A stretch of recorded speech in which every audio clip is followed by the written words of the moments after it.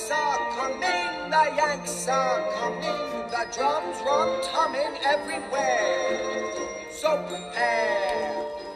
Welcome back, my fellow Americans. I'm Jim Kruse, Army veteran. I served from 1967 to 1970. I deployed to Korea from 1968 to 1969. I also work with a group called Kruse's Krew that we send care packages to our troops deployed overseas and afloat. This show is coming to you to give you a better idea of what our men and women go through in their daily struggles to keep you safe. I have had a rare opportunity to meet many military heroes. I've gone to air shows, military exhibits, and book signings. I've met Pappy Boyington of the Flying Tigers and World War II Marine pilot, Ensign George Gay, who was shot down during the Battle of Midway and watched the destruction of the Japanese carriers while on a raft in the middle of their fleet. In my journeys, I have met members of the Chosen Few in Korea, the Tuskegee Airmen, and a Medal of Honor winner.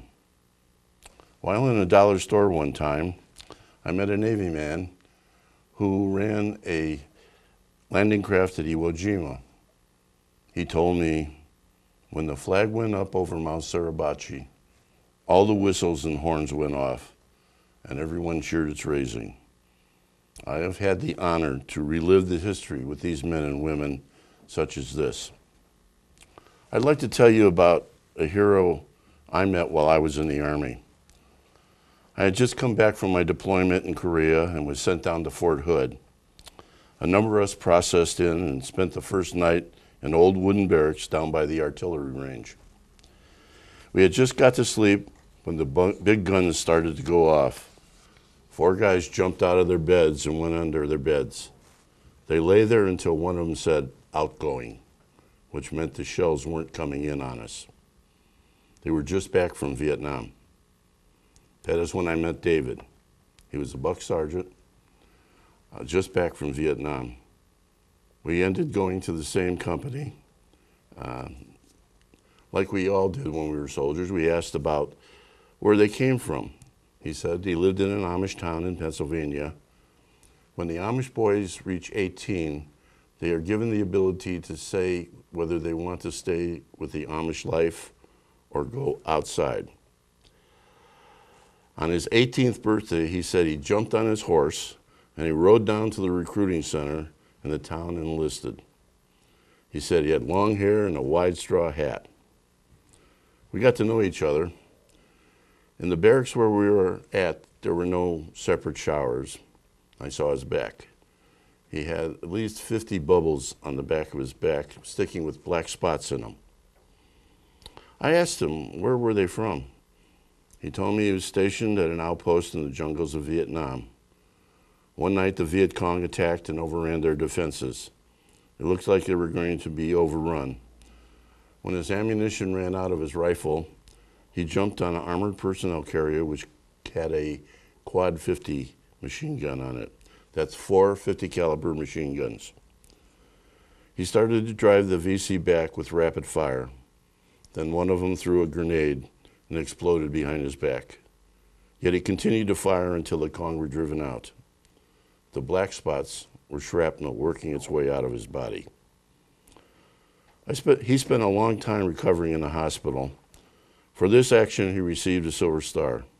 As a young, stupid soldier, I asked him, what was it like to be a hero? At first, he didn't say anything. And then he said, at all times, we could be heroes. When the situation arises, you just do what you must do. We didn't keep in touch after that, but I remember it like it was yesterday. My guest today is Major Scott Hager, the G3 Force Protection Officer of the 85th Army Support Command, located in Arlington Heights. Major Hager earns his commission through the University of Wisconsin La Crosse Army ROTC program. This is Reserve Officer Training Corps. He received a BS in Biomedical Science and graduate studies in neuropsychology.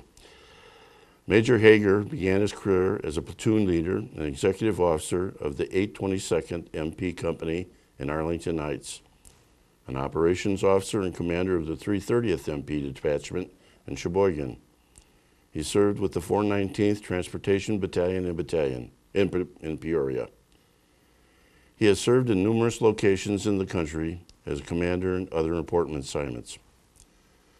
As a commander and leader, he of the 96th MP Battalion, he went to Afghanistan and trained members of the Afghan National Army in leadership courses in supporting Operation Enduring Freedom from 2010 to 2011. This was at Camp Sablu Harrison in Afghanistan. Major Hagar received a Bronze Star and a Meritorious Service Medal.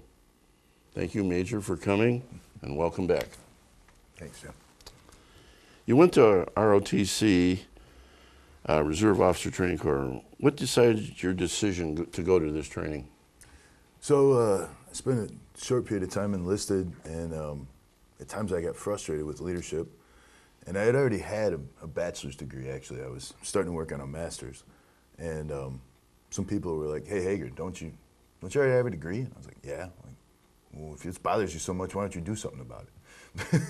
So I did. I ended up going into ROTC program at the campus there at UW-Wisconsin at La Crosse. What was the training like? The training's very interesting. So I was a little bit older. I had already worked construction and then went back to college. And when September 11th happened, I thought the country might need me, so I joined up shortly after in the National Guard. And so I already had some experience in the military, limited. But when I got into ROTC, I realized that ROTC is designed for turning young men and women into junior officers.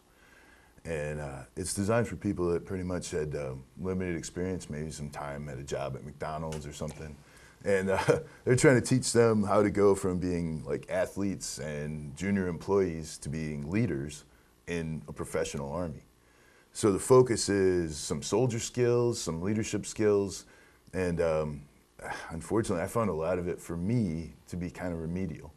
Some of it I had already been past. Well, like you said, you'd already been an enlisted man, so you went through the basic training and yeah, I had some basic skills. All the manual arms. Yeah, and I also grew up, like I said, working construction, and I had been responsible for things and people and before, and this program's designed to take someone who has no experience. Like I said, very limited experience at like a junior job somewhere or as an athlete, you know, and then turn them into someone who can lead troops in a stressful environment. And the program is well designed. It's just at times it didn't fit for me. So there was one interesting situation one time where we had an inspection. We were doing a land nav at a city arboretum, so land navigation in a city arboretum, and we had to lay out everything we had, basic training style, on a poncho liner, right? Yes, I remember. So we got out our whoobies, and we laid everything out. So and we were going over everything, and we had a cadet inspection on a Thursday, and then we had a cadre inspection on a Tuesday, and these were always in the evenings. And then another cadet inspection, and I couldn't be there for it, but I already been checked off by the cadre and the cadets. And they were like, hey, Hager, you got to show up. And I was like, why? I'm good to go. I've already been checked off. I got all my equipment. I got my compass. And by the way, this is about a 40 to 60 acre arboretum. You could pretty much, it was the fall. You could see across it and pick out every land nav point if you knew what to look for, right? So, but I get it. This is training. And they're like, Hager, you got to show up. You got to be checked off. I was like, I was already checked off. Yeah, but somebody handed off their compass to someone else, and you got to be here to prove that you got all your stuff again. And I was like, I've been checked twice. Like, okay, we're getting a little old. And I was like, look, guys, here's the deal. I'm managing a store. At the time I was going to college, I was managing a GNC store at that time. I was like, I have multiple employees that work for me. I'm taking a shift that day, and I'm not going to mess up one of my employees' shifts by telling them they have to come in so I can go there for 45 minutes and show my gear again. And they're like, well, you got to be here. So I get a call from the cadet commander, who is a good guy, who I had occasionally bought beer for before, because I'm old enough where, and he called me up and he's like, hey, I need you there. And I was like, Mike? By the way, he was 21 at this age. But I was like, Mike, I'm not going to be there. And he's like, well, Scott, I need you there. And I was like, Mike, I love you, man, but I'm telling you, if you have to give me a written counseling or whatever you got to do, I'm not going to be there. I'm managing a business. So I got called by the professor of military science, and I got called into his office. I'm standing on the carpet. And I just told him, I was like, hey, sir, if I understand your frustrations, and I understand that I was insubordinate to a certain extent, but you had already checked me twice. I went through your land nav and got every single one of the points. The land nav was on a Saturday. I got like 7 out of 7 for the whatever points, or 5 out of 5, whatever we were doing. And I was like, but you gotta understand, I'm also a manager of a business, and I'm working on a master's degree, and I'm not gonna mess with my employee's schedule so I can get checked again. And if you don't want a guy like me to get an officer commission, then that's fine. I'll just go back to being enlisted. I'll see you later. And as soon as I said that, I was like, well, wait a minute now. We're getting a little. So the key point is the ROTC program is there to teach leaders to be leaders. Right. And there were times when it just didn't fit for me, you know. Understood. But I got through it, and I had fun, and it was a good program overall.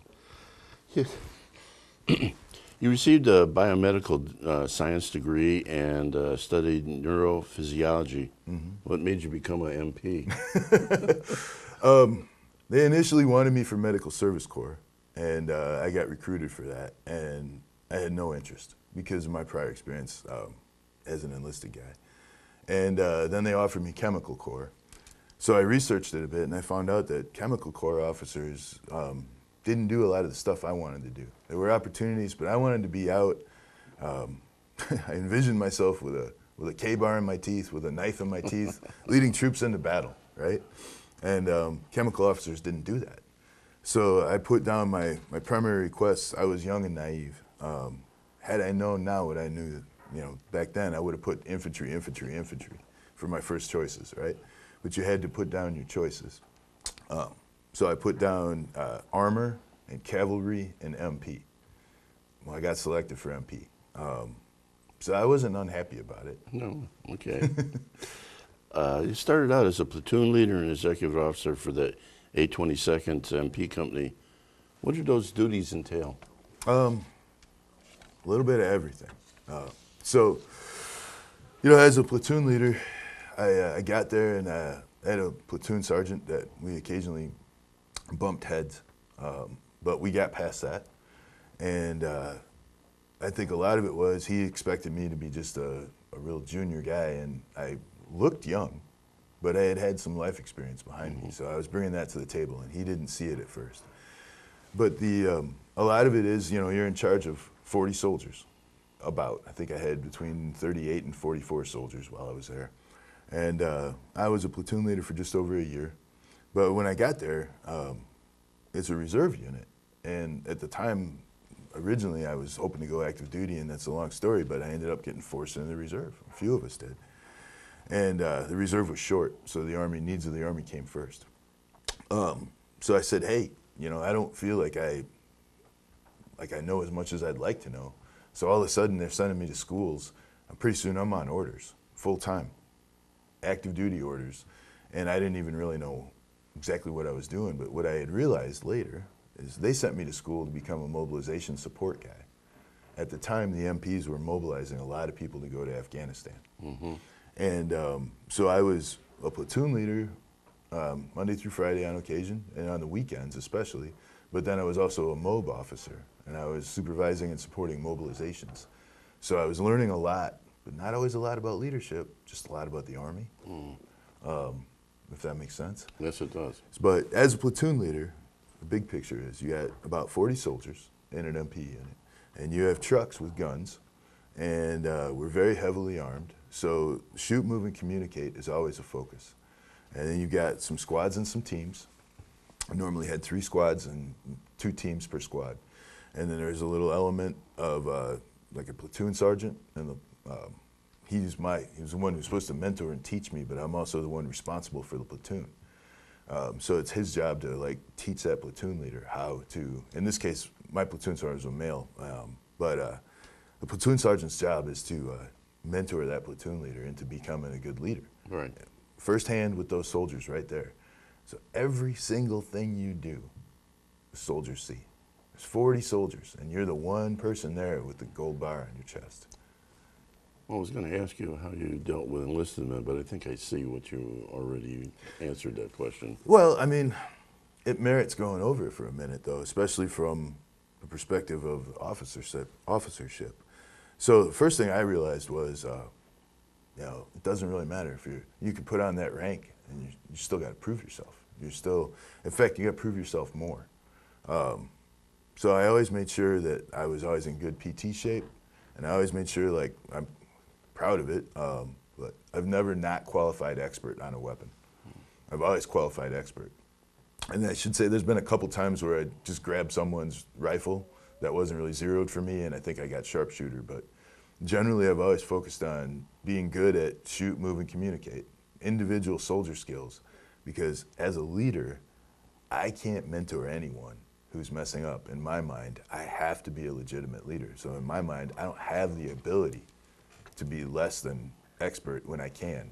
Now, there have been times when I haven't always accomplished like the best of the best, but I've always tried. When you have someone that you see is not working up to what you feel is the right way, how do you go about changing that person? Hey, that's always, we always talk about, like, that's your leadership challenge. Like, in the officer corps sometimes, if you have a soldier who's not performing or just doesn't have a good attitude or has some issue, we'll always kind of poke each other in the eye, like poke each other in the chest and be like, hey, you got a leadership challenge there. That's your, and it's tough. A lot of times, the first thing you have to do is be legitimate. Like I said, you have to always, even if you don't always achieve the best, you always at least have to try so that they see that you're trying. They have to see that in you. They have to recognize that in you, and they will. That gives you a certain amount of legitimacy as a leader. And the next piece is you have to show them you care. It can't just be about you. It's about them. Leadership is coordinating a team. You might be in charge of the team, and that's a tremendous responsibility. But at the same time, you're a member of the team. You got to be part of that team. You got to show them that you're there with them, doing it with them. You care with them. And not everybody will. Some people just don't. Some people join the military for multiple reasons. A lot of people join the military because of patriotic moods, patriotic ideas. A lot of people join the military as an escape. They're from rural Nebraska and they want to get out of Nebraska. They're from the inner city and they don't have any opportunities, so they want to escape that. I've even seen people that had abusive parents that joined the military to get away from that. Like the man you referenced earlier, the Amish man. I've met soldiers like that too they did not want to live the Amish life, so they got out. And because of that, everybody comes from different backgrounds, so you have to find a way through common language, common expression, to get everyone on the same page as much as possible. When you see, when you see other officers and you see them not working properly, do you try to mentor them? Sometimes. It depends on the situation. If it's like when I was in a platoon leader position, and I'm still friends with one of my other officers I was a platoon leader with in the 822 at the time to this day. But we came from completely different backgrounds. His parents were Hispanic immigrants, and I believe they were from Mexico, but I don't know for sure. But we both, we came together. He showed me some stuff, I showed him some stuff, and it was a symbiotic relationship. But a lot of times in the officer corps, you're going to find that there's ego. Everyone pictures themselves as a solid leader who really tries, and my perspective of someone's really trying might be different than theirs. Mm-hmm. So if I see someone that I don't feel is performing well, if they're my soldier and I'm their leader, like if it's a platoon leader and I'm a commander, I'm definitely going to take them aside and have a discussion with them and try to make it positive, but reinforce what they need to improve, and then reinforce what they're succeeding at, so that they focus on the positive and eliminate the negative, clean that up. I agree. But if it's a peer, I've tried at times, and it's not always well received. And there are people to this day that we still bump heads, and we're making more rank because I tried to talk to them, and I thought I was being legitimate, but they took it as though I was being negative, or they just didn't want to hear it from me. Okay. And we still don't always see eye to eye with some of those people. Well, you can't make everybody happy. It is what it is. I noticed that you served with a number of MP units, and you were promoted, but then you were transferred to a transportation unit. What did you do there?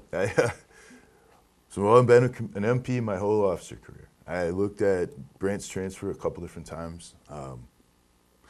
The transportation unit, I got there, and the commander, I was supposed to go there and it was a trucking unit at the time. They were managing, they were a movement battalion. So their focus mostly was managing truck units and convoys and coordinating movement on the battlefield. And I'm not a logistician, so if I gave you a little bit of a skewed answer on that, I apologize. But that was my perspective of what the mission for that battalion was. Right. So I got there, and as an MP, I was supposed to help coordinate security for, roads. If there were areas where there was congestion, we would potentially ask for some MPs to go out there and help direct traffic. So it was an overwatch thing, providing security overwatch. And I was there as the MP liaison to talk to potentially like the division or corps even about where we would need MP assets, and then make sure that the needs of the mission for that log packs were being supported by MPs properly, and to be able to talk the MP language. And I was like, oh, it's an interesting mission. I was looking forward to it. I got there, battalion commander looked at me and said, I don't need an MP. I was like, I've been here almost 2 years, never had an MP, don't have a use for one. I need an S1, which is a personnel officer. And I was just like, sir, I'm an MP. He goes, yeah, but you're a lieutenant. I was a first lieutenant. He's like, yeah, and my S1's a lieutenant billet, so how you doing, S1? And I was just like, I was like, sir, I don't know anything about personnel, But I got involved in Needs of the Army. It was the job. And it was the job, and I worked through the job and did the best I could, and I had an amazing personnel NCO, and yeah, that was that. I mean, I made it work. I did it for just over a year, and then I transferred to a unit in San Diego. Wow. You deployed to Afghanistan to train Afghan leadership at Sabul Harrison in Afghanistan. Mm-hmm. What did this entail?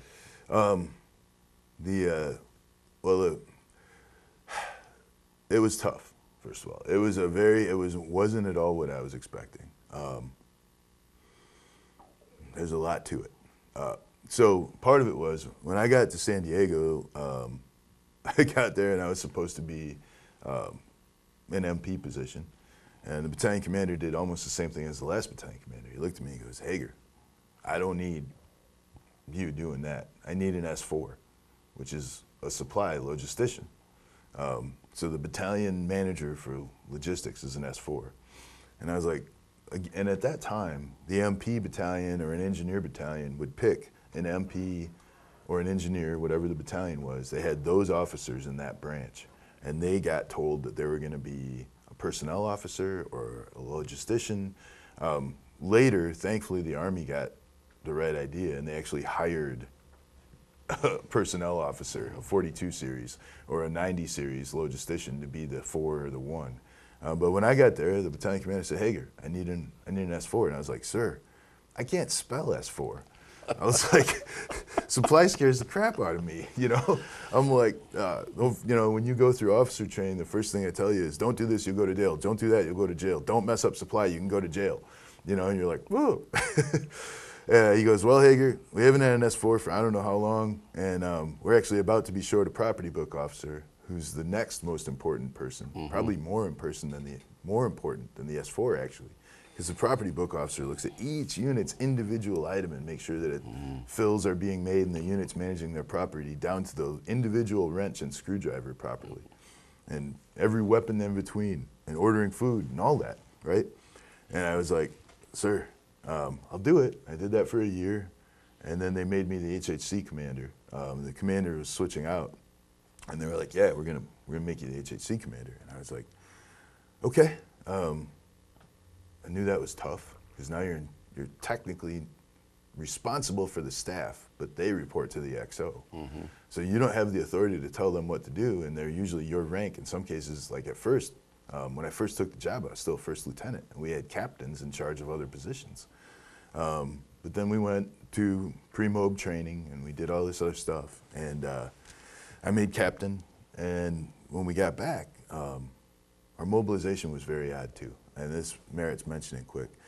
We went to a yearly training brief where we briefed to the commander of the brigade, who at that time was a general, brigadier general.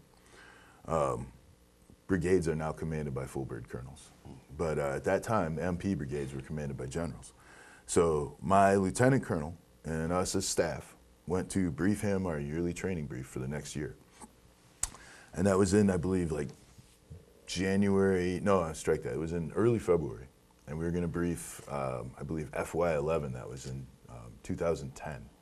And he was like, hey, look, I've heard rumblings that your unit might, 96 might deploy, but as a general officer, I'm here to tell you, you're not going anywhere. Okay. The next day, we got orders to go to Afghanistan. So it was, and the general was frustrated because he thought like somehow we did something backdoor around him. And I don't know if we did or didn't. We had someone who had come from the Pentagon before that. I don't think we did. I think we just got orders. But that was the way things were. And we were told we were supposed to be at pre-mob training by like March 7th or 8th. And this briefing was 3 weeks before that. So, and by the way, we were told we were taking, I believe, 2 extra platoons with us to train the Afghans on how to be MPs. So we were a headquarters element with mechanics and supply and personnel, and we had a small contingent of MPs that were there. They were, if I remember correctly, they were called a compound control team, because that battalion's mission was actually to run a detention facility, to run a prison. We don't call them prisons in the MP Corps. They're detention facilities.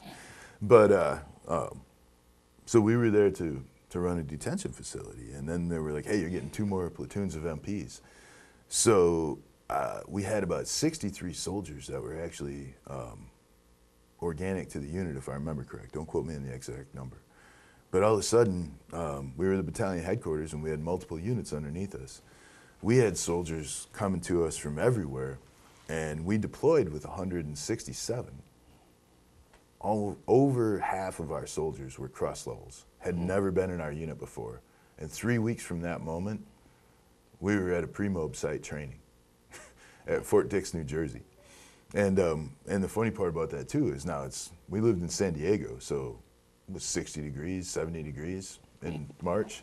And we tried to go to Fort Hunter Liggett, it was in California, just north of us. But the Army did the math and said, oh no, we're sending you to Fort Dix, New Jersey. Your whole unit of 160 people are gonna fly across the country to get training for 3 weeks. And of course it was cold to us. It wasn't cold to a Midwesterner, but to us it was cold. Yeah, it was just interesting. We had the weather and we did the pre-mob, and then we came back and then we went to Fort Bliss, Texas for training. And sorry if I'm rambling a bit, but this is important, it plays into it. So we get to Fort Bliss, Texas, and they moved us to a place called Camp McGregor. Now, Camp McGregor was designed around a detention facility at Camp Bucca in Iraq. So they mimicked most of it around Camp Bucca, and this is if I remember correct, but I believe that was correct. And so we got there. Well, we weren't going to be going to Camp Bucca or anything like it. We were going to what was called this new detention facility in Parwan, brand new prison facility that was built with intelligence in mind. So it was built so they could do debriefings and have discussions with people, high-value targets right there on the facility. So there were wings of it that were completely segregated off from the MPs that were designed strictly for military intelligence and like 3-letter agencies. But so we didn't know that. So we go to this Camp Bucca type training, and we get everybody that goes through everything. We get taser, we get pepper spray again. I've been pepper sprayed more times than I care to think about. Twice in the same day one time. That's a whole other story. And that was as miserable as it sounds. But we go there, and then slowly other units came in, and we were getting closer and closer to the day we were actually going to go wheels up and go over to Afghanistan. And they keep pushing us off. So pretty soon we're in tents. And we start off in we start off in barracks, and then we slowly keep moving and moving and moving, and pretty soon, and at that point, I'm like, look, I don't care if you send us to the gates of hell. Just get me out of here, you know? And it was like some of the other officers and I were laughing like, you know, I think they're just progressively moving us to worse areas, and the food got worse, so we just are happy to go overseas, right? You know? And we get to Afghanistan, and when we get there, and the proper name of the base, and I don't mean to correct you, Jim, but it's important because it was named after 2 Americans who were shot in the back. Camp Sabaloo Harrison. And I believe it was named for Captain Sabaloo and Master Sergeant Harrison, but I might have their ranks inverted, and I apologize to the people that do. It's okay. It's a very tough name. But we get there, and so I don't know anything about it. I mean, it was sort of like, it was like a festering wart on the rear side of Bagram Air Force Base, or Bagram Air Base. It was this little thing off near the burn pits, right next to the burn pits, on the backside of the Special Forces compound at Bagram Air Force Base, or Bagram Air Base, I apologize. I think it was an Army Air Base, but anyway, so we get there, we're on the outskirts of Bagram, but we're not really on Bagram. Like it's like a 45-minute drive to actually get to Bagram, but we're part of the edge of the wire of Bagram. And we stuck out like a sore thumb. So if there was ever gonna be an attack, I assumed it was gonna be us to be the first to get hit. And we got there were no concrete barriers. And first thing that I recognized was there's just trash everywhere. All the perimeter wire had plastic bags hanging from the razor wire, had plastic bags hanging from, it was just, I felt like it was a giant landfill. And Afghanistan looks a lot like the American Southwest with mountains. So if you're in parts of New Mexico or Utah, or it's very, very arid. It only rains a little bit. It snows slightly, and we were in Bagram was 5,000 feet. And we'd get these temperature inversions where they had the burn pits right there, and all the smoke would go up, and then there would be super cooled air that would go across the mountains, and it would hold all the smoke in that valley. So it was dusty, smoky, miserable. It could get cold, it got ridiculously hot. We had what was called the wind of 100 days, if I remember correctly. But it was one day, the wind, every now and then we get these wind gusts, and everywhere we were staying for the most part at first were Arctic tents. So it's a 2-wall tent that looks a lot like a GP medium. They were all tan, heavier canvas that was like a plastic impregnated nylon. And they buttoned up well, and then we each, thank God, had an air conditioning unit for the tents that most of the time worked. So it actually wasn't bad living. But you're in a tent, there's no protection, really. And so as we were there, the wind of the 100 days started. And I want to say that started in like July-ish. We got there in June, if I remember correct. And all of a sudden, one day, we went from having an occasional wind gust to just nonstop hard wind, 45 to 60 miles an hour. The kind of wind where you'd walk outside and it'd almost blow you over, you know? And that kept up, nonstop, for 100 days. It was maddening at first. You're in a tent, and the tent's just constantly like, everywhere you are, if you're in a tent or even in a building, the building feels like it's gonna come down. The buildings were rudimentary, usually built quickly. Some of them built by Afghan laborers. Some of them did come down, just from wind or setting off ordnance within a couple hundred yards of it that would knock the whole building off kilter if they found unexploded ordnance. And then after 100 days, one day, it just stopped and became dead quiet. So for 100 days, you're used to this wind gust, and then all of a sudden, quiet. And you're like, wait a minute, what's going on? Oh, that's right, there's no wind. You know, so it was just, the whole experience there was very interesting, and I had never experienced that. The days were hot when it got hot. There were times when it would get 115, I think 120 degrees Fahrenheit. Most of the time it wasn't too humid. It was miserable. When you had to wear all the gear and you had to go do stuff, it was hot. I mean, it was hot. We heard rumors that, at least in Iraq, I believe, that the locals thought we took pills to help us cool off, because they all thought we were crazy. Like, you're wearing, you know, you had to wear gloves, because if you touched anything black or even something that was in the sun, you could burn your hand. So we were wearing Nomex gloves. We had eye pro on. We had eye protection. We had our vest, our Kevlar. You know, yeah, sometimes you wear the neck protector on the vest, depending on what you had to do. If you thought you might need to wear more gear, right? You know, full loadout most of the time if you were doing something, depending. And it was hot. And then we had like a week where this humidity, there was a monsoon in India. So not only was it hot, but now it was humid, and like 120 degrees and humid like it gets here in the summer. And it was the most miserable week I ever remember.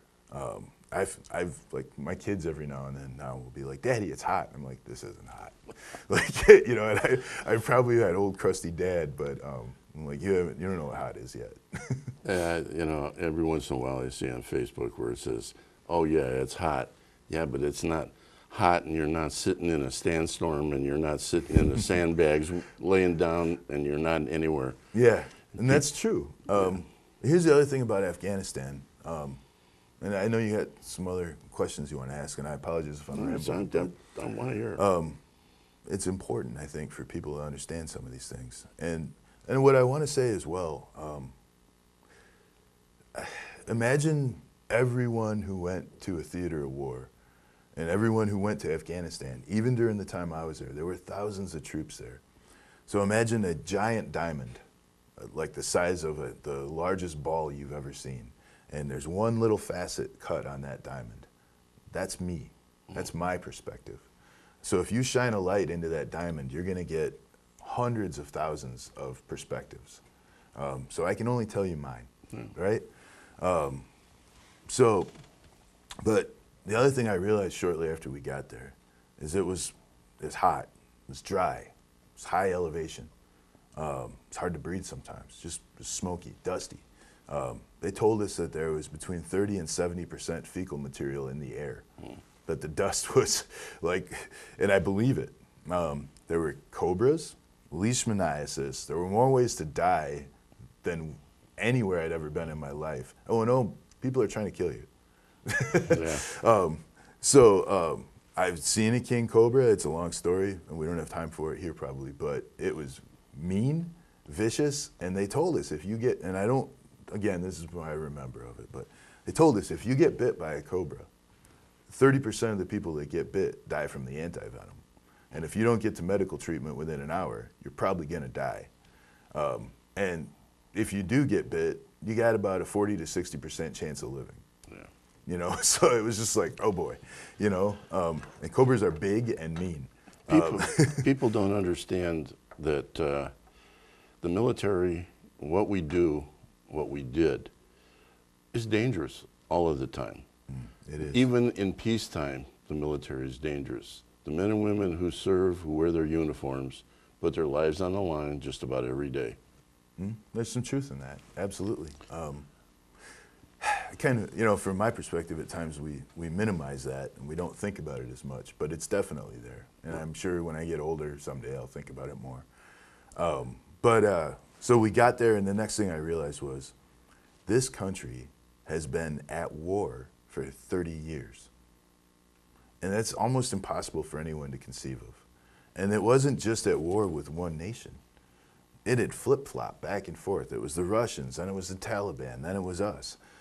So I want you to imagine, if you will, trying to survive in an environment where everyone is trying to kill you, potentially. And just think of it this way, in your neighborhood, if you were apolitical, but you had a neighbor that put up a sign for a Democrat or Republican, and then the next group comes in and murders that person, because let's just say they put up a sign for Republicans, right? And a group comes in that's very, very Democrat, and I'm just picking that as an example, but they murder that family because they don't believe what they believe, right? And then they look at you and say, you're going to put our sign up. Be like, okay. And then the next group comes in and says, why do you have this sign up? They told me to? Okay, good answer. Take it down. Put our sign up. That had happened for 30 years. Yeah. And so there's a point where I realized that like the people that were under 40 years old had never not lived in a war. Right. Every single one of them had lived under that environment where if you say or do the wrong thing or even just do the right thing, people will kill you. People will do heinous things. We had an interpreter that, if I remember correctly, he had lost his arm. He was a farmer. And farming there, It usually revolves around sheep and whatever they can grow, and there isn't a whole lot of places to grow things. You need some sort of water.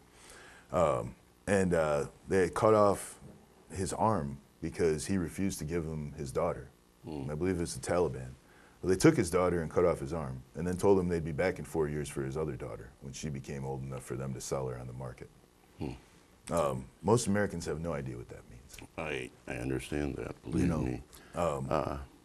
So go ahead, Jim, I'm sorry. Well, you've answered a lot of the questions.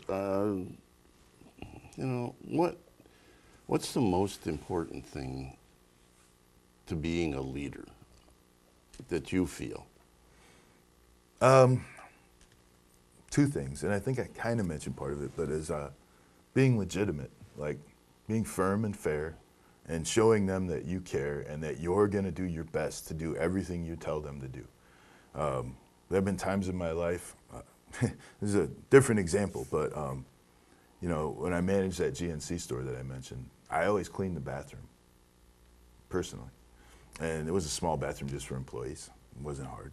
But anytime someone would be like, hey, I don't want to do that, I'd be like, well, you can see either that or clean the bathroom. I'd be like, what do you mean? I'm like, well, I clean the bathroom. But if you don't want to do that, you can clean the bathroom. And it was the same thing as a leader. I would always make sure, like, if we were going out and doing something that was going to suck, we all did it together. But that also brings unit cohesion. Enduring things as a group together brings you together more than having going to a baseball game together. If you roll around in the mud on that field and everybody does it together and it sucks, but you have to do it and there's a purpose for it and there's a reason and you come out of it stronger as a unit, you're going to have cohesion like no one's ever seen. And as a leader, I always tried to enable that. But the other thing I did is I'm part of the team. I just happen to be an integral part of the team. I have to be responsible for the team. But I'm also no greater than, I can't do it without a private. So I always said, I'm no greater than the most junior soldier here. We're all Americans. We all volunteered to serve our country. So even if I had some kid that couldn't pass PT or had a problem with height and weight or something, there'd be times when I get really frustrated. Or even the kids sometimes that would get busted for doing drugs. I get really frustrated by it. But then I'd have to remember, like, hey, this person still volunteered to serve. They made a mistake, and maybe that mistake's a career killer because sometimes you just I can't abide by that person being in the Army, and the Army says they got to go. But at the same time, I'd always try to remember, like, hey, this is a human being who volunteered to serve their country. Right. Same country I volunteered. And yeah, I'm their leader, but I can't do this without them, So I always tried to, like, provide respect, be firm but fair. And the other part, too, is if you don't punish people that make a mistake or they don't feel some sort of regret for making the mistake that you help them feel, then the people that do a good job are getting punished by you turning a blind eye to that error, to that problem. So I always tried to do stuff where we built each other up as a team. And a lot of times, like, I was involved in some of the greatest times I had as a leader was I got to be involved where soldiers would walk up to me like, sir, that was the coolest thing I ever did. I had people that had time, in infantry and had done some really cool stuff in the Army that I looked up to that soldier. I'd look at a staff sergeant or something and be like, man, that guy's done a lot. That's cool. I would listen to him intently sometimes. And I had guys like that look up to me after we had done some things. Or I got my unit a helicopter operation one time and some other stuff, and they were like, sir, that's the coolest thing I ever done in uniform. And I was like, and I got to be a part of that. And I really enjoyed that. That was awesome. I learned a long time ago, because I've managed too, that you've got to be able to tell people when they've done things right. Because if you're constantly telling them they're doing things wrong, they believe they're doing things wrong all the time. Yeah, I could see that. You've received many decorations during your career, but I see you've been awarded a Bronze Star. I know this is for valor. Would you like to elaborate on that? I know it's an honor. Sure. Thank you, Jim. It's not for valor in my case. In my generation, the Bronze Star evolved over time. And by the 2000s, if you got a Bronze Star for Valor, you got a V device with it, which is for Valor. Unfortunately, for a little while there, they were handing out Bronze Stars like they were candy. And so a lot of people did a lot of amazing things to earn medals, but a lot of people did a lot of other amazing things that never got recognition. And there were people that probably could have got Bronze Star with a V device or a Silver Star that sometimes got like an Army Achievement Medal, which is our lowest medal. So I don't always look at the medals as an indicator of performance. I can tell you I received my Bronze Star because while we were mobilized, there were some things that happened, and I ended up being in charge of not just the HHC, but I was also in charge of a portion of the academy we were teaching the Afghan officers at. And so because I was basically two jobs, I would do work on the Afghan side of the post. We were a split post, so half the post was Afghan. Sablu Harrison was half Afghans standing up their base, and half Americans getting ready to hand off their base, building the base up for them to hand it off to them. And we were the first unit there, the first Army unit there. Oddly, we took it over from some Navy SEALs, but that's a whole other story. So when I got my medal, I got it because in the mornings, it evolved into a few months after being there. In the mornings, about 5:30, I would do morning PT, I would do some cardio, and I would eat breakfast, and I would go to the Afghan side around 6:30 to 7. And then I would stay there till between 1400 to between 2 o'clock and 5 o'clock. And then I would go work out. I would do weight training. I always enjoyed that. And it's something to clear my head. And then I would eat. And then in the evenings, anywhere between 4 o'clock and 6 o'clock in the evening, I would be the HHC commander and meet with troops and do those duties until about 2200, about 10 o'clock at night. Then I would usually read a little bit and go to bed. Somewhere in there, I'd always make sure I was clean. I never go to bed dirty, so I'd almost always take a quick shower. And that was my day. And the year went by ridiculously fast. Before I knew it, I was working. I didn't have time to do anything but work, but I didn't have anything else to do while I was in Afghanistan anyway. So, but that's why I got a Bronze Star.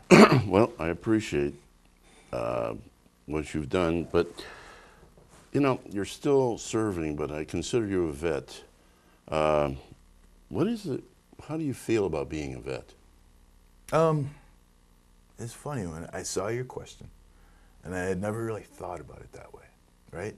I'm a veteran. I get it. I've been to a theater of war. I've led troops. I've been really lucky. I got to be a commander 4 different times in my career.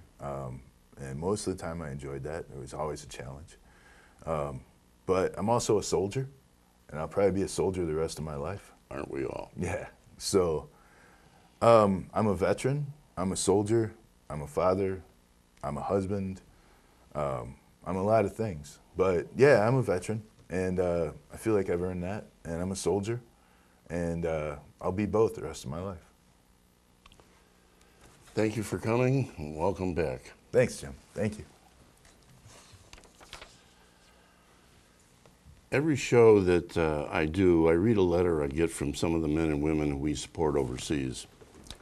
This one is from Chaplain Andy Schulman in Europe, August 23rd, 2023. Howdy, folks, and thank you so much for, as always, for keeping our morale amongst our military troops overseas. You do it best. As always, your care packages are a huge hit all over. Once again, the popular items are little pocket meals in small cans, microwavables, simple ready-made canned foods and beef jerky, chips, like the Great Value Walmart brand chili chips, Cheetos and other flavored chips, pretzels, popcorn, corn nuts and peanuts, sweet stuff like M&Ms, licorice, and Oreos. Anything that'll hold over a soldier who missed a meal at the mess hall. Really anything that is a big hit. Nowadays, most of the troops are living in tents, for the most part with no kitchen facilities, but there's always a microwave oven somewhere nearby. Once again, we can't thank you enough for your fantastic job. You're amazing. Keep up the great work. Only blessings to you and yours, everyone with you, and thank you again. All the best. Very respectfully, Andy, Chaplain Lieutenant Colonel Andrew C. Sherman, Garrison Chaplain, Area Support Activity, Black Sea. I don't always get a lot of letters from troops. Believe me, I understand. I was deployed overseas, and one of the last things you're going to do is send to somebody that you don't know, because you've got family and friends and your girlfriend, your boyfriend. But it means a lot to me that I get these letters, and I like to share them with you because you're also doing what I'm doing by putting donations out there and giving us the food and the candy and the toiletries that we send over there. I want to thank you for watching my show. I hope these experiences that you hear give you a better idea of what servicemen and women do. If you have a hero deployed overseas and you would like us to send care packages, please send me and email me their name and military address, and we will support them. Oh, one more thing. When those hobgoblins and trick-or-treaters leave, and you have all that extra candy, donate it to us. We will send it to our troops who have a lot of sweet tooths overseas. I will be back again next month on PHTV4 with another interesting show. Honor and respect.